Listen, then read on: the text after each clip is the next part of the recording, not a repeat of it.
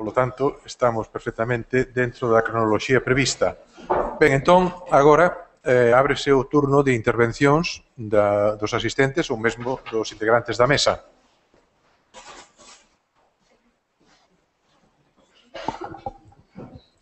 Sí.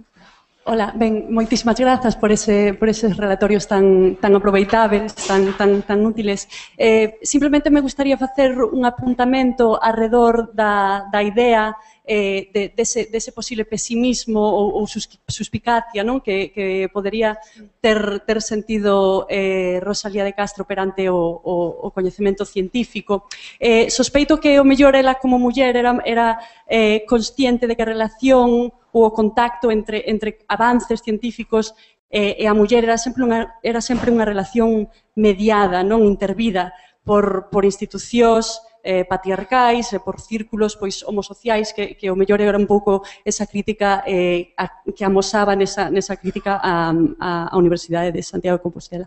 Hai un poema en Cantares no cal unha voz masculina amante lle di a súa namorada campesiña, dille: dime tamén se deprendes pola cartilla de Cristus a ler como me ofreceches. Esta voz masculina está preocupada porque as cartas que el lle escribe a amada posiblemente non lle cheguen, ou lle chegan mediadas, ou lle chegan intervidas por o veciño, que era o que lle podía trasladar porque podía ler, non? E entón estaba moi preocupado porque a súa queridiña puidese aprender a ler para que non lle chegase o coñecemento dese xeito mediado e distorsionado, non? Entón, sospeito que mellor esa suspicacia, ese pesimismo, ven un pouco por esa crítica, non? Da relación sempre intervida entre mulleres e coñecemento. Gracias. É unha pregunta para... Bueno, eu creo que sí que iso pasa, por unha parte, hai como unha conciencia de que todo o saber está instrumentalizado, hai unha crítica, hai unha inflexión de xénero na crítica de Rosalía ao coñecemento, pero ao mesmo tempo sí que hai algo que sobrepasa iso, que é unha conciencia que ten Rosalía do insondable en sí, que hai cousas que non se poden coñecer e que aí está un pouco a finitude do home e que hai que telo en conta. Iso aparece en As orillas del Sahara, aparece moitas veces nas novelas. Con respecto á ciencia do seu tempo, sí que creo que existen as dúas críticas, evidentemente, ademais creo que aquí se reflexa, no que dixo Mirta, reflexase tamén moi ben en La hija del mar, que se ve moi ben como os avances científicos e técnicos e o progreso está moi sometido ao poder patriarcal. Incluso certas ideas políticas, eu ás veces penso que certa reticencia que ten Rosalía con certos códigos políticos ou ideoloxías tamén ven un pouco de que están usadas, por exemplo, co que di de esperanza, vuestra civilización, vuestra libertad. Non é que Rosalía estea en contra dos ideais ilustrados ou dos ideais procedentes da Revolución Francesa, pero sí que se dá conta de como se usan tamén para perpetuar un poder patriarcal e como non se aplican por igual os dous xéneros. Estou completamente de acordo, sí.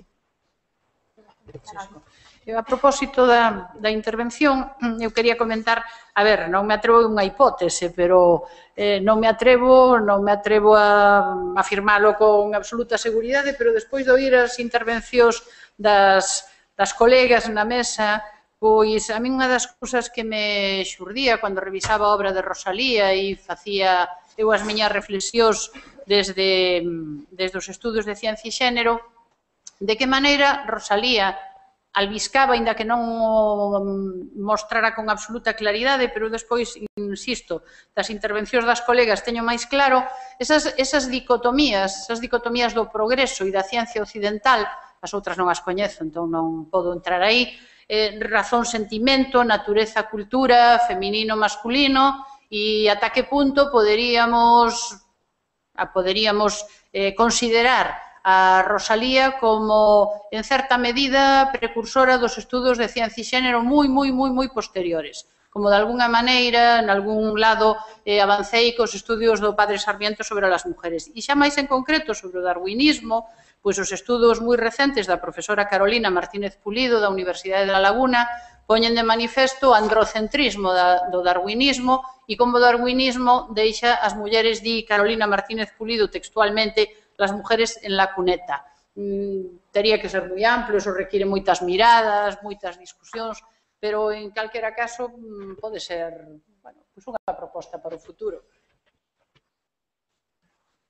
Ben, algunha outra nova pregunta sobre algunha das temáticas tratadas aquí esta mañá?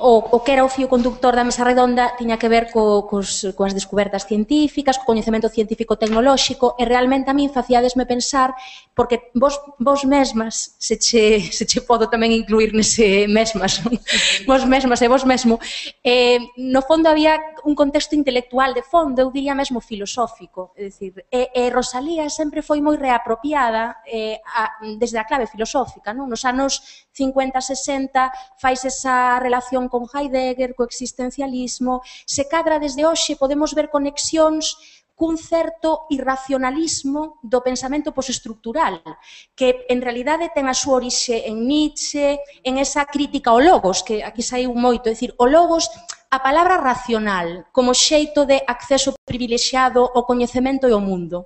Penso que ela é o que pon en xaque, en certa medida, e nese sentido concordo con que sí que está dialogando de maneira activa e productiva con contextos intelectuais que mesmo son radicalmente contemporáneos, non? Non sei como vedes vos estas cuestións, tampouco é unha pregunta exactamente, un comentario. Mira, hai como dúas cuestións. Unha,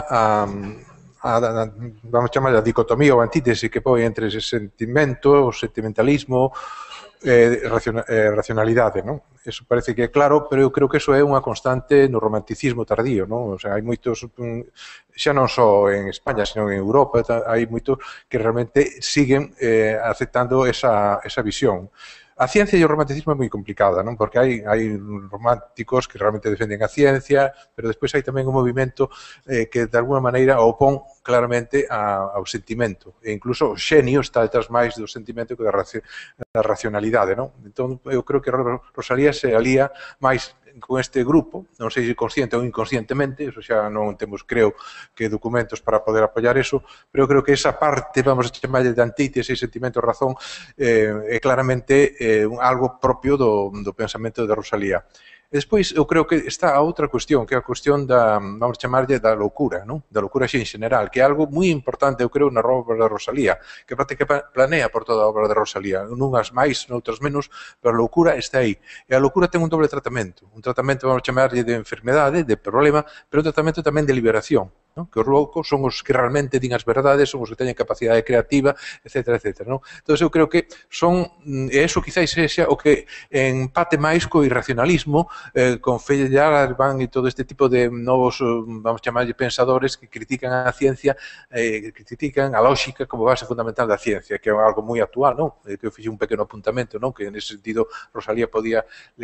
Pero creo que máis que pola parte, vamos chamar, de antítese de racionalidade e sentimento, pola parte de defensa e de valoración da loucura como algo que que ten uns márxenes difusos, difíciles, que non é fácil establecer, que teñen unha parte patolóxica, pero ten unha parte importante de carácter creativo, non? Creo que ese matiz sería interesante distinguirlo, quizás profundar nel, non? A mí me parece interesante el recorrido, o sea, leer las novelas en orden y llegar al primer loco. Y justamente me parece interesante porque pone a dialogar, o sea, los dos personajes que dialogan son dos opuestos, o sea, Pedro y Luis, y lo interesante es más allá de la razón y la locura, o es quién cuenta la historia, o sea, qué historia es verídica, qué es lo que la novela de hecho es todo el delirio de Luis. Y entonces es un poco como, ¿a qué límite de veracidad? O sea, ¿quién tiene la veracidad de todo? O sea, que si es coherente en la narrativa. O sea, porque en algún momento él le dice, bueno, no vas a creer esto, pero yo, cuando te lo cuente, ya irás entendiendo. O sea, va enrollándolo en su propia historia, ¿no? Al otro, y el otro se mantiene expectante. O sea, hay como una tolerancia de los dos discursos en cierta medida. Y ahora me parece muy interesante, y es justo ahí, en esa última novela, que irrumpe la institución médica. O sea, ya no es la loca de la primera novela que vaga que es la niña loca que juega por la comunidad y le dicen, ay, es una niña loca, pero bueno, que la mantiene la comunidad, que es el típico loco que la comunidad arropa. Ya no es el loco que se va a los caminos porque la comunidad le molesta, porque es un loco que es una ruina y que la comunidad productiva y cada vez más aburguesada, ese loco pues es un ser que no representa nada, que es en ruinas, que es Montenegro, que muere por los caminos, o sea, y que casi se convierte en tierra, así, ¿no? La naturaleza lo engloba, no es cultura, es pura naturaleza. Pero ya no, en el primer loco es un loco institucionalizado, o sea, el loco que lo atrapa a la institución y le dice, tú vas a ser mi primer loco en este manicomio, que ni siquiera es un manicomio que ya estaba creado, sino que era como la utopía de crear, la necesidad de crear el manicomio de Concho, y ese va a ser el primer loco. Y es muy interesante la novela porque es como una llegada al final, en algún momento, en una frase que es la gran frase de la novela.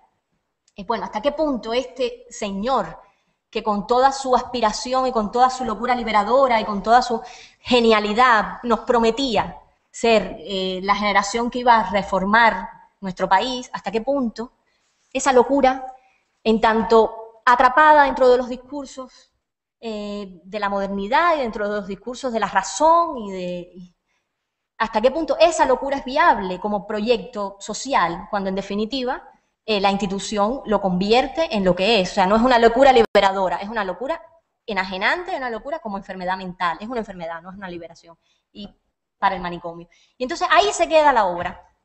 Y me parece que recorre ese camino, que a ella le preocupa eso, dónde ubicar la liberación y de qué manera poder transgredir determinadas cosas, y desde la ciencia, no sé, me parece muy interesante la novela. Pero un pequeno apuntamento que se me está ocurrindo agora é escoitarte, que é un pouco a diferencia que a mellor podería existir, se non sei en Rosalía, pero sí, polo menos en relación coa tradición galega, entre tolo e loco.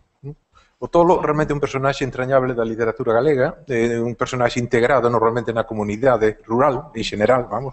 En cambio, el loco de Rosalía é un personaje problemático, un personaxe en que hai que excluir, ou hai que recluir, a reclusión é unha forma de exclusión da circulación general da sociedade. Por lo tanto, creo que esa diferencia, ocurre-me agora que pode ser interesante de alguma maneira aprofundar nela, dentro do que é unha tradición dos tolos do medio rural e de los locos que de alguma maneira están definidos nesta obra que creo que é moi interesante por sus herencias del primer loco.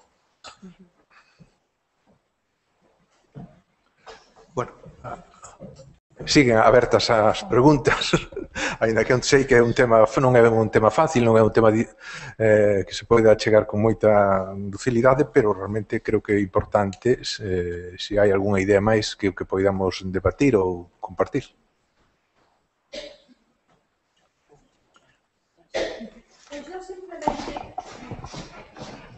Simplemente quería decir que vine aquí a estas ponencias y pensé que ibais a hablar de ferrocarriles y cosas así, ¿no? Pero me parecía que el tema de la ciencia, la tecnología en la obra de Rosalía de Castro no iba a producir mucho. Pero creo que el debate ha sido uno de los más productivos y fructíferos que he escuchado, porque no es simplemente la ciencia es cómo se sabe, es conocer, saber, ¿no? La ciencia quiere decir la sabiduría. Entonces no es simplemente ciencia, es filosofía, ideas, arte, el ser humano, que son los temas fundamentales de la obra de Rosalía, ¿no? Y quería felicitarles por haber abierto el tema en ese sentido, porque ha sido muy, muy interesante.